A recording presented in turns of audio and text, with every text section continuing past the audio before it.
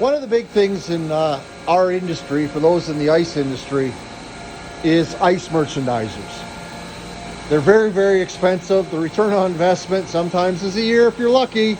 A lot of times it can extend 2, 3, 4, 5, 6, 7 years if you put them in the wrong spot. And so you're always wondering what is the best value in terms of companies for ice merchandisers. In North America, the two big companies are Leer. This is a Leer freezer here. And this is a Polar Temp. The Leer is more expensive than the Polar Temp. But it's a better freezer in my opinion. The Polar Temp is still a good freezer. The issues I've had with Polar Temps are the thermostat will tend to break. After about 5 years, it'll stop working. The Leer seems to be a more robust unit. I prefer the way the Leer looks. It's a lower profile than the Polar Temp. There's some small details on the Leer that I do prefer. You can see it has a nice thick seal on the Leer. The Polar Temp, it's a little bit smaller, right? And so I actually prefer the Leers. This is a little bit skinnier than the one on the Leer. I don't think either is really suitable for locking, but I have seen the Polar Temp one get cut numerous times. So being a bit thicker is better. You almost wish it was even thicker. I don't know why people want to still ice, but sometimes people up to no good can still ice. I suppose the advantage of the Leer is with a screw. In theory, you could take this off and replace it. With the Polar Temp, it's a rivet system. And so if this gets bent and messed up, you're kind of going to have to replace the whole door. I don't like auto defrost, and the problems with auto defrost occur on Leers too. It's right there. This will freeze up, and then you'll get a waterfall down here in auto defrost, at least in the north or the Canadian climate. Auto defrost in general have to be in outdoor units, at least in slants like this.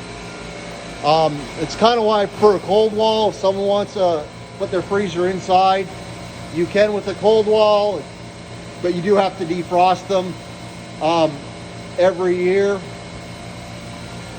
I mean, if you're looking between Leers and Polar Temps, I don't buy Polar Temps anymore. If I can help it, I'll always buy Leers.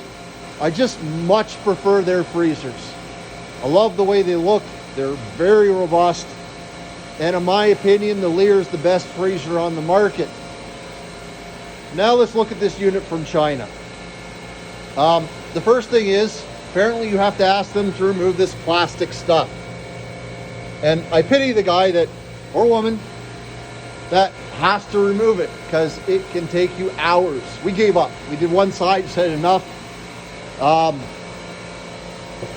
lines there, the gaps, like you don't see those gaps.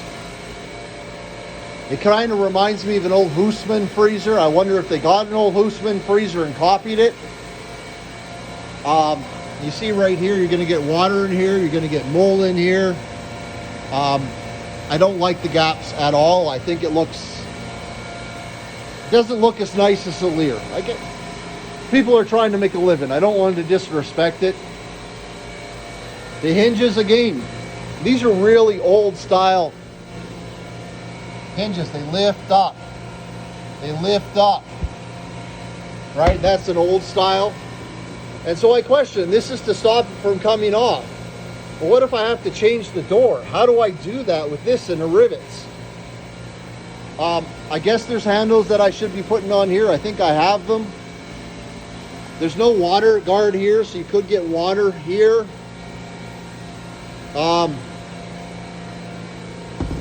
I mean, the seal's not bad. It's a thick seal. Again, I prefer the gray. I just think this looks really sharp. And again, there was plastic. You can see the remnants up here we had to peel off. And you can never get it all off, so it kind of still doesn't look great. And you can see the inside, they use the metal bottom crate, or whatever you want to call it. A Leer has the sort of egg cartons, as I call it. The Polar Temp has the egg cartons. And then I don't love rivets. I understand wanting to use them, but if you ever had to change this, if it was damaged, you're dealing with rivets. And then this is the inside. To be honest, if I was a company in China making these freezers, I'd buy a Leer and reverse engineer a Leer. And then you can see the feet here on the Chinese freezer. I'm not a fan of that. I don't know if you can see the Leers, but they just use like kind of a thicker round pad, which is big enough to put a forklift underneath. These, if you're on dirt or something that's not solid, with the weight of ice, will sink into the ground, but I just not a fan of that. So right now, I don't think that the Chinese freezer is up to North American standards. I know we're always looking for something a little bit cheaper, but bang for your buck.